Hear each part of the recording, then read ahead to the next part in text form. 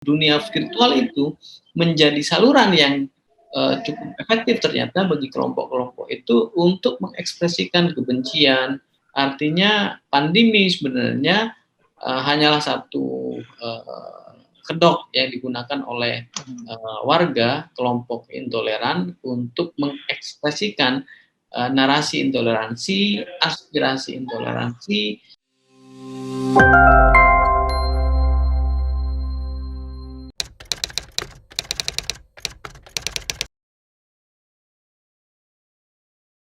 Pandemi itu satu hal, karena apa? Karena pandemi ternyata menjadi alasan bagi negara maupun non-negara, bagi aktor negara, bagi pelaku negara maupun pelaku non-negara untuk mengekspresikan narasi-narasi atau aspirasi-aspirasi intoleransi yang sebenarnya sudah ada di dalam diri mereka yang tidak berkaitan secara langsung dengan pandemi. Itu satu. Yang lain adalah soal virtualitas yang memberikan ruang. Jadi pada masa yang lalu, ketika sebelum pandemi orang tidak terlalu aktif di dalam dunia virtual, sekarang semuanya bergerak ke dunia virtual, dan di dunia virtual itu menjadi saluran yang cukup efektif ternyata bagi kelompok-kelompok itu untuk mengekspresikan kebencian, untuk mengekspresikan misalnya penodaan dan seterusnya. Sehingga kalau kemudian kita melihat bahwa kasus penodaan agama itu meningkat pesat ya dari tahun sebelumnya yang hanya 25 peristiwa sekarang menjadi 32 peristiwa, itu salah satunya karena didorong oleh semakin masifnya orang di dunia virtual. Ya kita tahulah virtualitas dengan anonimitas ya, orang bisa melakukan semacam kejahatan virtual seperti ujaran kebencian, seperti hoax, disinformasi, misinformasi, termasuk ekspresi-ekspresi intoleran melalui dunia maya. Sehingga alasan lain kenapa pandemi itu menjadi momentum, karena virtualitas justru menjadi saluran bagi kelompok intoleran untuk mengekspresikan narasi-narasi dan aspirasi-aspirasi intoleransinya.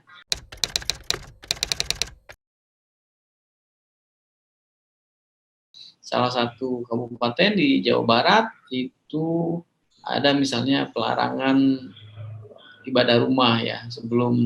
Sebelum pandemi itu sebenarnya keluarga itu biasa melakukan peribadatan di rumah, kan biasa saja yang dilakukan misalnya oleh keluarga inti. Tetapi dengan alasan pandemi, kemudian sekelompok warga intoleran lalu mendatangi rumah tersebut dan melarang terjadinya peribadatan di rumah itu, padahal pesertanya hanya keluarga inti. Artinya apa? Artinya pandemi sebenarnya hanyalah satu kedok yang digunakan oleh warga kelompok intoleran untuk mengekspresikan narasi intoleransi, aspirasi intoleransi yang sebenarnya sudah melekat atau berada dalam diri yang bersangkutan.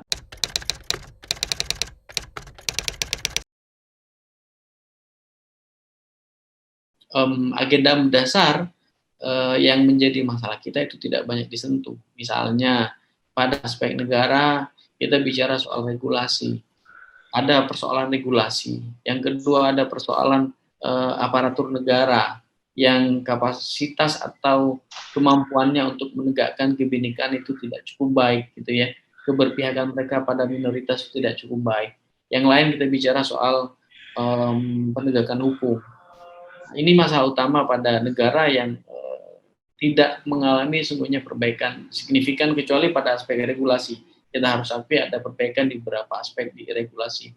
Kalau pemerintah kita semua tidak menjadikan kehidupan keberagaman kita menjadi lebih moderat, kita konservatif, memutlakkan kebenaran sambil dengan mudah mengkafir-kafirkan yang lain, saya kira pandemi atau tidak pandemi itu situasinya tidak akan banyak berubah, tidak akan banyak membaik. Oleh karena itu persoalan-persoalan ini harus dihandle.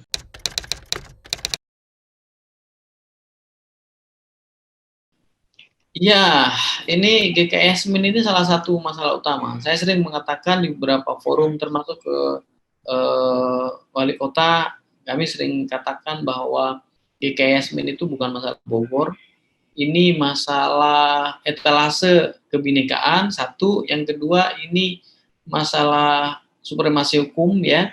Yang ketiga, soal political will dan political ability dari kita semua.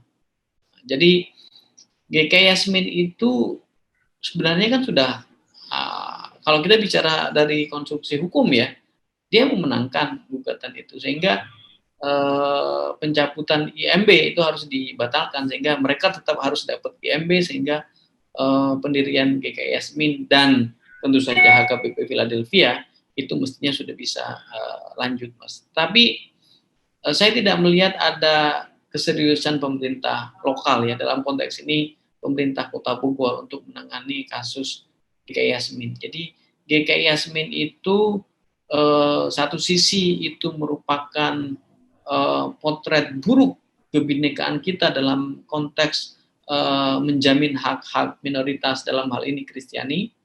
Yang lain itu contoh paling nyata di mana supremasi hukum, karena putusan MA yang berkekuatan hukum tetap itu sebenarnya sudah dikeluarkan dan memenangkan GKI, tapi kemudian diabaikan.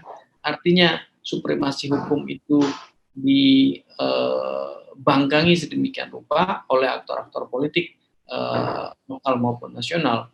Kemudian yang ketiga, ini menunjukkan bahwa